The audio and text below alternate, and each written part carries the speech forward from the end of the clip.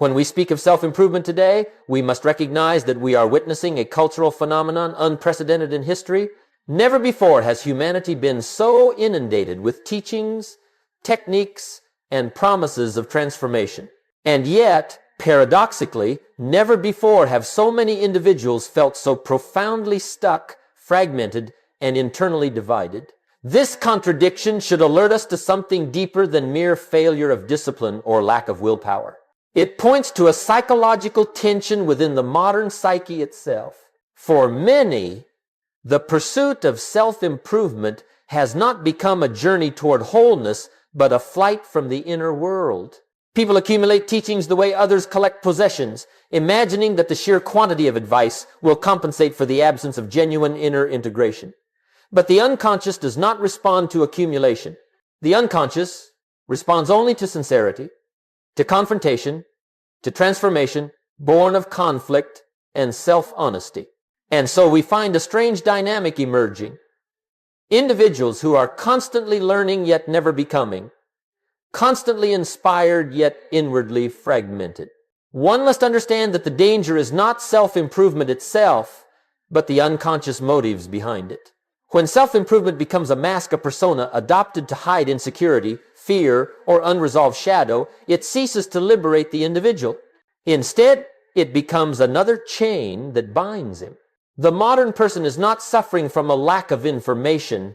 He is suffering from an excess of unassimilated experience, from the absence of self-reflection, from the refusal to descend into the depths where true change is initiated. And so the dark side of self-improvement arises when the individual externalizes what should be internal, substitutes appearance for authenticity, and confuses activity with transformation.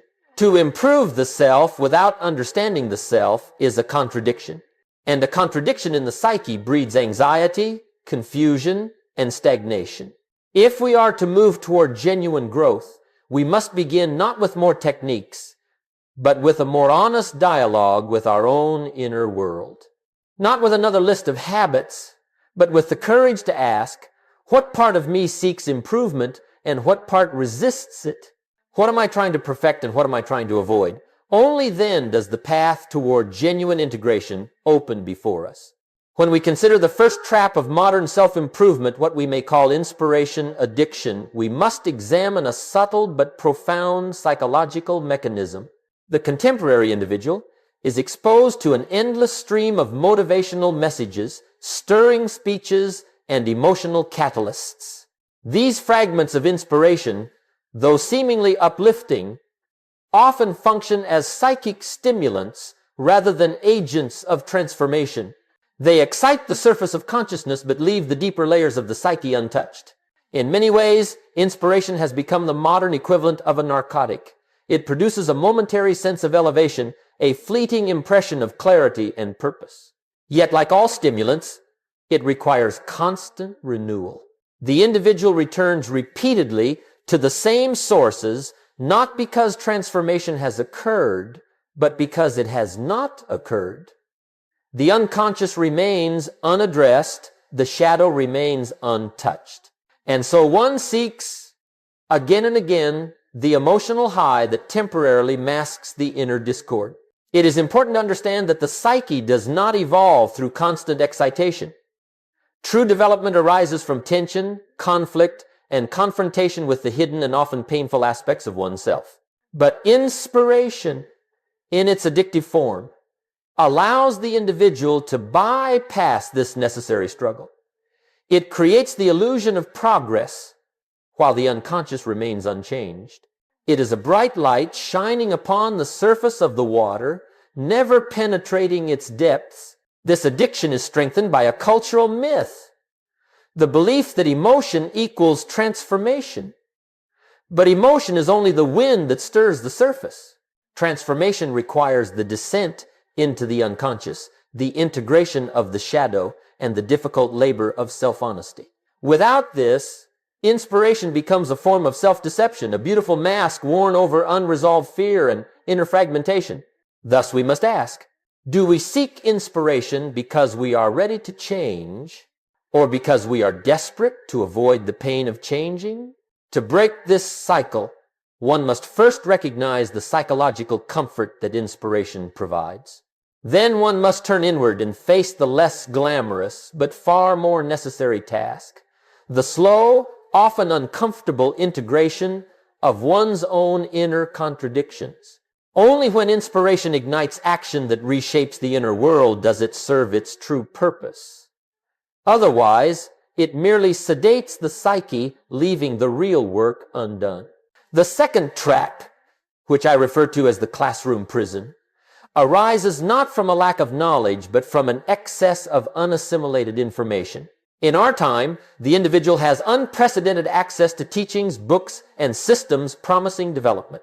Yet this abundance creates a peculiar psychological dilemma. The illusion that understanding is equivalent to becoming. It is an illusion that has seduced many into a passive form of growth that occurs only in the intellect, while the deeper personality remains untouched. You see, knowledge that is not lived becomes a burden to the psyche. It forms a repository of ideals and principles that the individual admires but does not embody. And this gap between what one knows and what one actually is produces a subtle but persistent fragmentation. The ego becomes inflated with theories, yet the shadow remains neglected. The intellect advances, while the soul stands still. And because the individual senses this inner discrepancy, he consumes even more knowledge in an attempt to fill the void, creating a cycle that tightens like a psychological trap. This is why I say, many people are not learning, they are escaping. They hide behind books and lectures to avoid confronting the very experiences that could reveal their true nature. They increase their intellectual vocabulary in order to avoid emotional confrontation. Their bookshelf becomes a fortress protecting them from their own unconscious. In this sense, the classroom becomes a prison not because learning is harmful, but because learning becomes a substitute for integration. We must remember that the psyche is not transformed by ideas alone.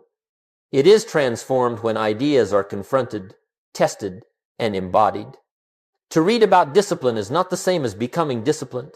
To study courage is not the same as confronting fear. To understand the shadow is not the same as integrating it. The unconscious is unmoved by intellectual admiration. It is moved only by lived experience. Thus the great question becomes, what part of me fears taking these ideas into life? Perhaps it is the ego, afraid to lose control. Perhaps it is the shadow, afraid to be exposed. Or perhaps it is the child within, afraid to fail. In any case, the only remedy is action, not dramatic action, but the quiet, sincere application of one principle at a time. For when action and knowledge unite, the psyche begins to reorganize itself around new realities. The individual feels grounded rather than inflated. Ideas cease to be ornaments and become the raw material of character. And this marks the true end of the classroom prison. When knowledge ceases to be an escape and becomes a mirror through which one must finally meet oneself. When we speak of the mental factory, we are referring to one of the most fundamental truths of the psyche. The mind becomes what it repeatedly absorbs. This was known intuitively by ancient thinkers, expressed in myths and symbols long before psychology existed. And yet today, this truth is violated more violently and more frequently than ever before. Modern individuals allow their consciousness to be flooded with impressions that are chaotic, fragmented, and often deeply toxic without recognizing that every impression, every word, every image leaves a trace within the unconscious. One must understand the psyche is not a passive container. It is an alchemical vessel. Whatever enters the psyche undergoes transformation, and whatever is transformed within it becomes part of the individual's inner world.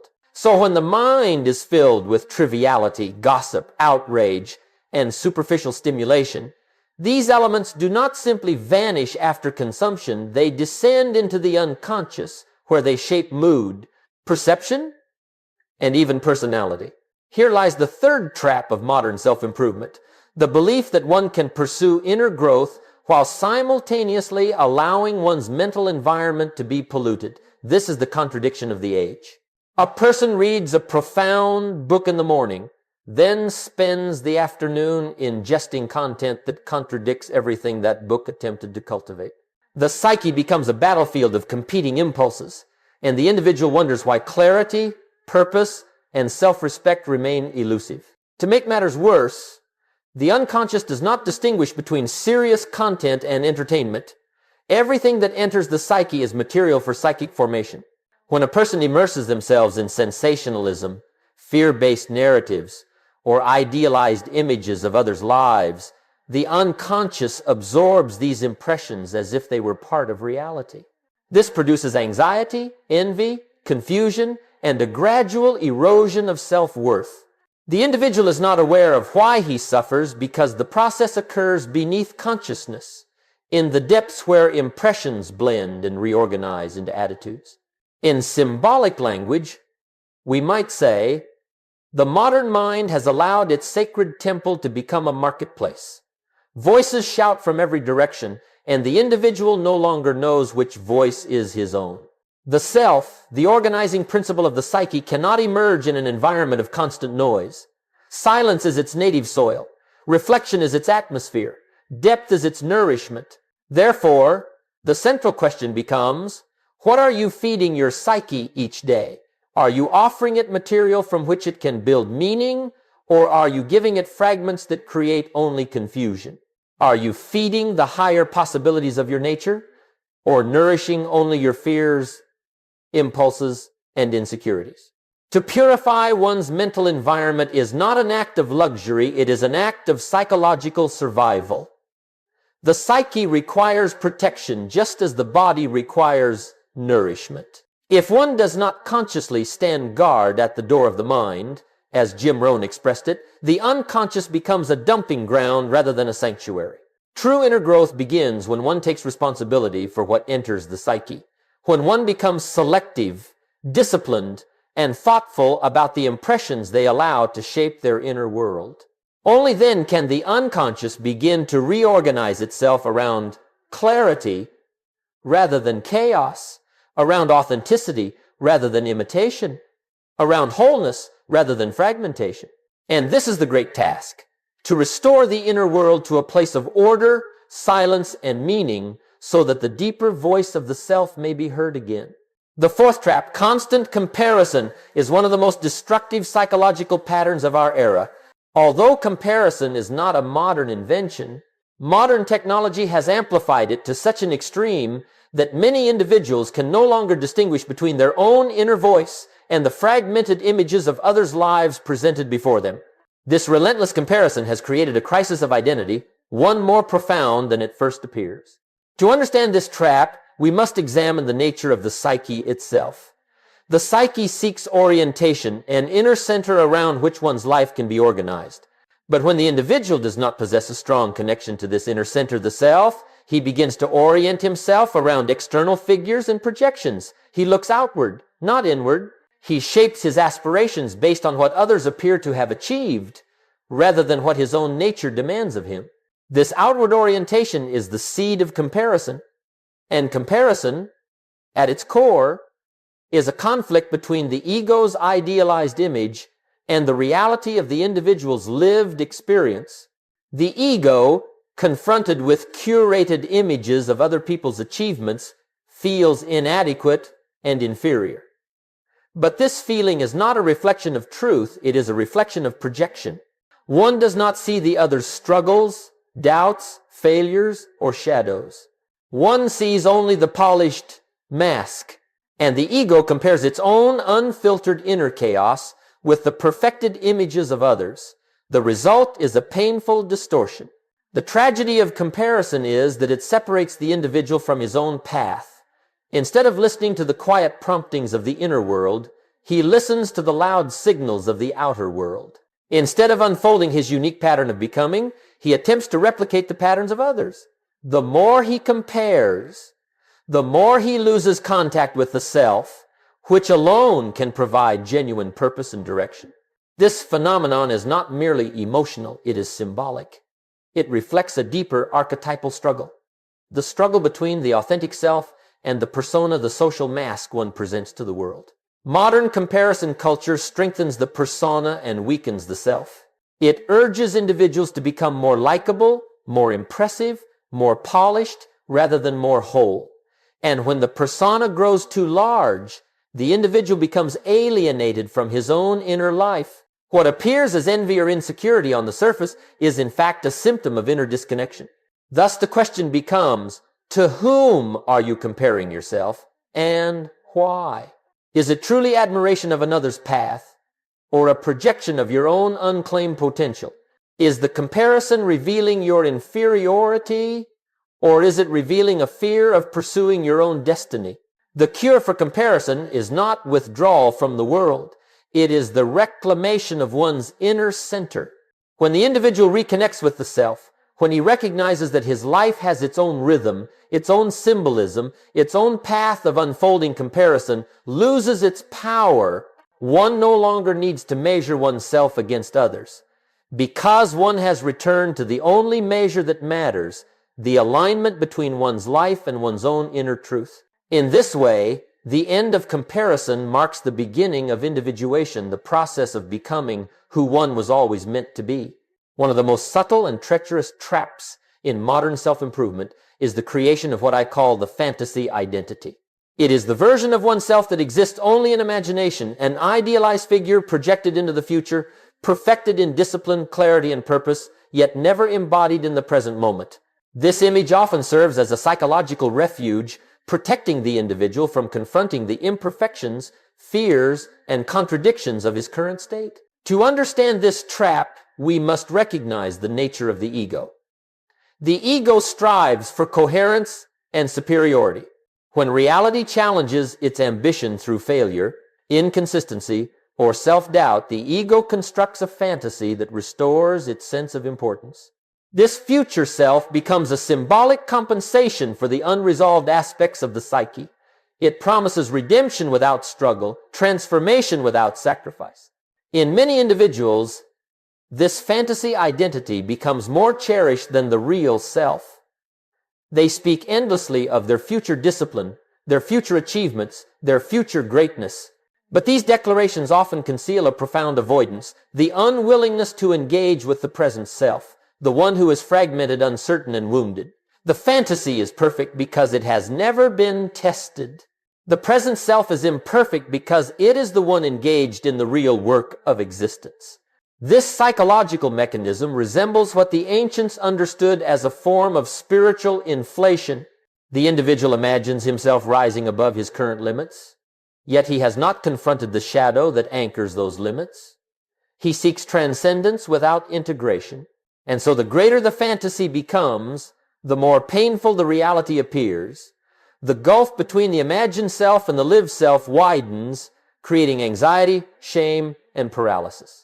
The danger is that the fantasy identity feels like progress. It gives the illusion of motion.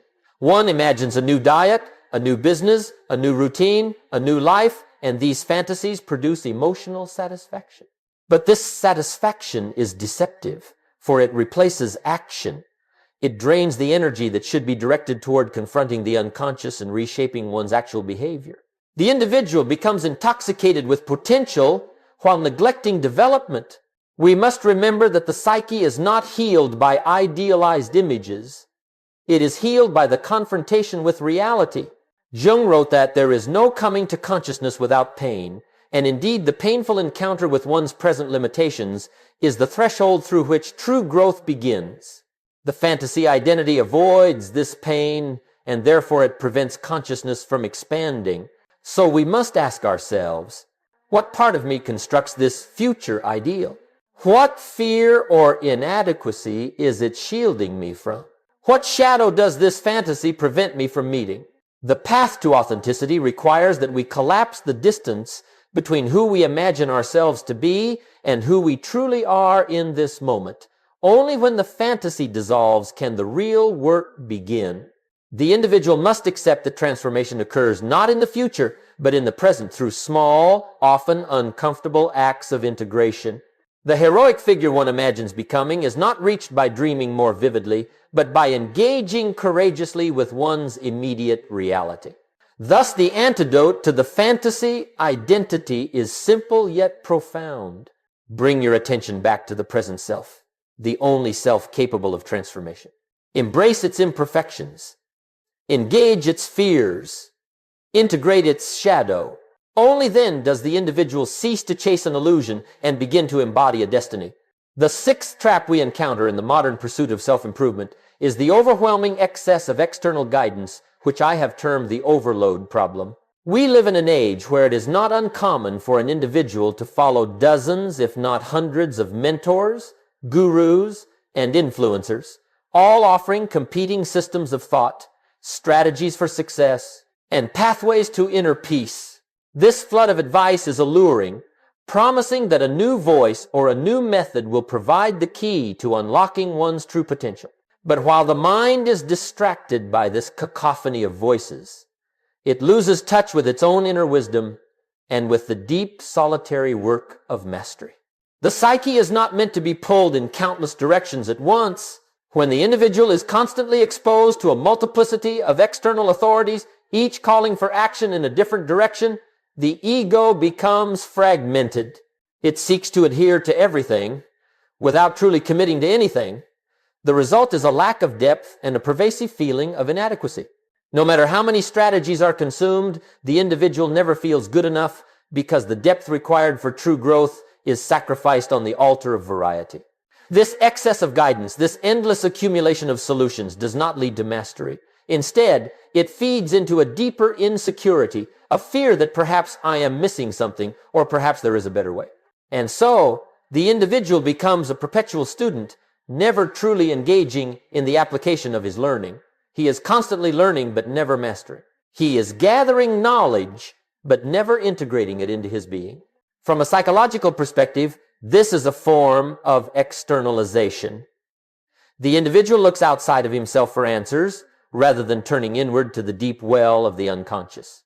He entrusts his growth to external voices, rather than developing his own inner authority. This creates a situation where the ego becomes a passive recipient of advice rather than an active agent of its own evolution. The individual thus becomes more fragmented, less certain of his own path, and further removed from the self. The reality of mastery, however, is different. Mastery requires singular focus, the deep work of integration, and the courage to make mistakes and learn from them. The true mentor, in the Jungian sense, is not someone whose voice drowns out all others, but someone who helps guide the individual back to his own inner compass. The goal is not to acquire more information, but to distill and integrate what resonates with one's authentic self. In the words of Jung himself, one does not become enlightened by imagining figures of light, but by making the darkness conscious. This is the task: to stop fleeing from the darkness of uncertainty, inadequacy, and imperfection, and to begin integrating it into the personality. The more mentors an individual follows without such integration, the more he externalizes his own authority. And in doing so, he places the key to his growth in the hands of others, not within himself. The solution to the overload problem is deceptively simple. Commit to one voice, one path, one discipline, until you have lived it. There is no magic in variety. There is power in depth. The depth of a single idea, truly mastered, can transform an entire life, whereas the shallow dabbling in many ideas leads only to confusion and dissatisfaction. It is essential that we stop externalizing our growth and instead turn inward, recognizing that all true mastery arises from the integration of what we already know. The wisdom we need is not scattered in 1,000 voices, but exists within our own unconscious, waiting to be recognized and actualized. The seventh and perhaps most insidious trap in the pursuit of self-improvement is the illusion of control, a condition closely tied to what we call perfectionism. Perfectionism is not merely a striving for excellence, it is a pathological desire to master the uncontrollable aspects of life, to impose an artificial order upon the inherent chaos of existence. In the ego's attempt to escape the discomfort of uncertainty and imperfection, it constructs a false image of the self as one who has everything figured out, one who is always in control, always flawless, always perfect, But this desire for control, this compulsion to perfect every detail, is ultimately self-destructive. It creates a barrier between the individual and the unconscious, for the unconscious thrives in the realm of paradox, mystery, and spontaneity. It does not respond to rigid control, nor can it be tamed by the perfectionism of the ego. The more the ego seeks to dominate the inner world with its ideals, the more it isolates itself from the truth of the psyche. The self, which encompasses the totality of the individual, cannot be confined to neat categories or fixed ideals. It is a living, dynamic force, constantly shifting, growing, and integrating new aspects of experience. Perfectionism is a defense against the unknown, a way of avoiding the anxiety that arises when we confront our limitations, our failures, and our flaws. The ego, in its frantic desire for control, demands that life conform to a rigid set of rules and expectations, and when life inevitably falls short of those expectations, the ego responds with shame, self-criticism, and despair. This creates an endless cycle of self-punishment, where the individual feels perpetually inadequate because they cannot meet their own unattainable standards. But the reality is that perfection is an illusion. There is no such thing as a perfectly controlled life, a flawless self, or a perfectly balanced psyche. Life itself is filled with contradictions, uncertainties, and mistakes. The shadow, the part of ourselves we repress and deny, cannot be perfected. It must be integrated. And this integration happens not through control, but through acceptance, through the acknowledgement of the parts of ourselves we wish to avoid. The antidote to perfectionism, therefore, lies in the acceptance of imperfection. This is not a resignation to failure, but a recognition that imperfection is part of the human condition.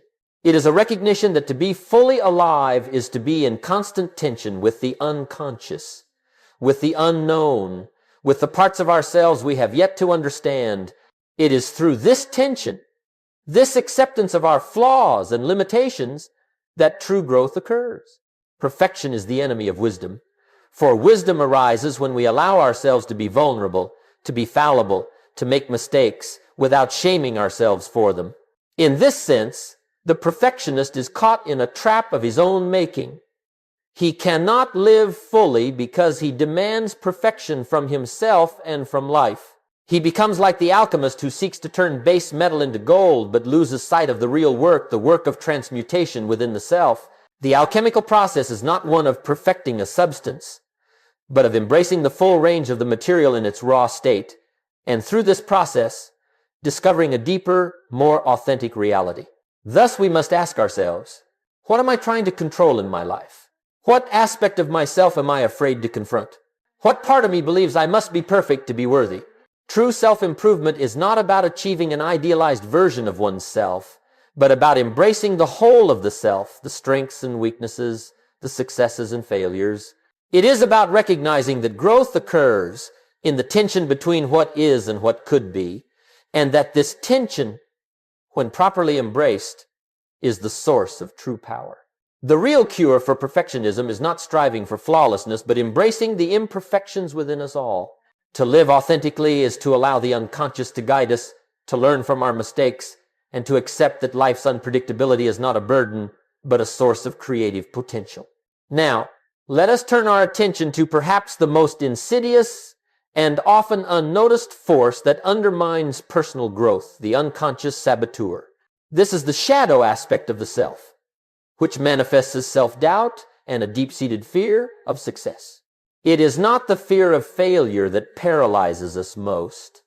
It is often the unconscious fear of success that lurks behind our hesitation, our procrastination, and our self-sabotaging behavior. Self-doubt is an essential part of the human experience. It is the voice that asks, am I good enough?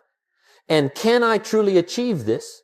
But when left unchecked, this doubt becomes the unconscious saboteur that stands between us and our potential. It is not merely a passive fear, it is an active force that seeks to maintain the status quo, to keep us small, and to prevent us from stepping into our true power. It is a fear that says, success will require too much of you. It will demand more than you are willing to give. It will change who you are, and who you are might not be enough. What is at the heart of this fear? It is an unconscious belief that success is somehow dangerous, that stepping into the fullness of our potential will disrupt the delicate balance of our inner world. This belief is deeply rooted in early experiences, in the messages we received as children, in the ways we were taught to relate to ourselves and to the world. The unconscious tells us that success will bring not only external rewards, but also internal conflict, because it will expose us to the parts of ourselves we have yet to integrate. The truth is that success can indeed be threatening. It can awaken the shadow, the parts of ourselves we have repressed, the aspects of our psyche we have rejected because they are too frightening, too ambitious, too powerful. Success can bring with it a loss of control, a dissolution of the familiar self-image. We may fear that with success comes the unraveling of our identity, the collapse of the persona we have built to protect ourselves from the chaos of the unconscious. Thus, self-doubt is not merely a reflection of insecurity. It is a defense mechanism, a means of protecting the ego from the overwhelming forces of the unconscious. The ego, in its need to maintain control, sabotages our progress by planting seeds of doubt, whispering that we are not capable, that we will fail, that success is not for people like us. It works tirelessly to keep us within the boundaries of the known, the comfortable, and the safe, even if that means keeping us stuck. But we must ask, what is the deeper truth behind this self-doubt? What parts of myself am I hiding from? What aspects of my shadow am I avoiding? The key to overcoming this self-sabotage is to confront the shadow directly, to acknowledge the parts of ourselves we have denied, and to integrate them into the conscious self. Self-doubt often arises from an unconscious fragmentation, from the refusal to accept the fullness of who we are. When we reject our own power, our own brilliance, we create the conditions for doubt to take root. But when we accept ourselves, imperfections, fears, and all, we find that the shadow no longer has the power to control us. Success is not an external event. It is an internal shift. It is the moment when we stop seeing ourselves as limited beings and begin to recognize that we have the potential to live authentically, to be fully who we are, without fear of what that will mean. When we step into our true power, the unconscious begins to align with our conscious intentions, and self-doubt dissolves. No longer are we divided between who we are and who we are meant to be. We become integrated. We become whole. The unconscious saboteur's greatest weapon is the belief that we are not worthy of success. It feeds on the idea that success is a burden, that it will bring more pain than pleasure. But the truth is that success, when it is the result of authentic growth, brings with it peace, not conflict. It brings the freedom to be ourselves, to express our creativity, and to live in alignment with our deepest values. Thus, the path forward requires a radical acceptance of the self, both the conscious and unconscious aspects. It requires a willingness to step into the unknown, to embrace the discomfort that comes with change, and to face the fears that have held us back for so long. Only then can we silence the saboteur and begin to live fully, without hesitation, without doubt, and without fear of the very success that we have the power to create. As we arrive at the final trap in our exploration, we come to what may be the most revealing pattern of all, the complaint syndrome, a subtle but pervasive psychological habit rooted in the desire for external validation. Complaining, though seemingly harmless on the surface, is in fact a symbolic dialogue with the outer world, a way of saying, see me, understand me, confirm my suffering so that I may feel justified in my stagnation. It is the ego's attempt to find refuge from responsibility by projecting its inner conflicts onto circumstances, people, or fate itself. Complaining is a displacement of inner tension. It allows the individual to redirect the discomfort of self-confrontation outward onto the world. Instead of acknowledging the shadow, those aspects of oneself that require integration, the individual dramatizes the injustices of life, the failures of others, or the obstacles placed before him.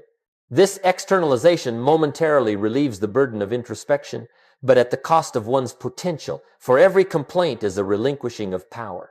Every complaint reinforces the illusion that change must come from outside rather than from within. Psychologically, The complaint syndrome represents a fragmentation between the ego and the unconscious. The ego, threatened by the task of self-responsibility, seeks allies in the external world. It invites sympathy, validation, and agreement from others, hoping that their approval will soothe the inner conflict. But this comfort is illusory. It does not resolve the tension within the psyche. It merely anesthetizes it. And like all emotional anesthetics, it requires constant replenishment. The deeper tragedy is that the individual becomes dependent on the world for a sense of worth. He becomes like the child seeking the parent's reassurance, unable to stand securely on his own inner foundation. The psyche then orients itself around the reactions of others rather than around its own truth. And so one's life becomes reactive rather than creative, shaped by external affirmation rather than by inner necessity. We must understand that complaining is not merely about expressing dissatisfaction. It is a symbolic act that reveals a profound psychological need, the need to feel innocent rather than responsible, the need to be seen rather than to see oneself, the need to be comforted rather than challenged. But true individuation, the process of becoming whole, requires that we relinquish these needs. It requires that we confront the shadow directly, that we accept responsibility for our condition, and that we cease seeking validation from others. For when we stop complaining, something extraordinary occurs. The energy that was once directed toward blame becomes available for transformation. The individual begins to recognize that circumstances are not the ultimate determinants of his life. What matters is how he relates to these circumstances, how he interprets them, integrates them, and uses them for growth. Complaining keeps the psyche in a state of stasis.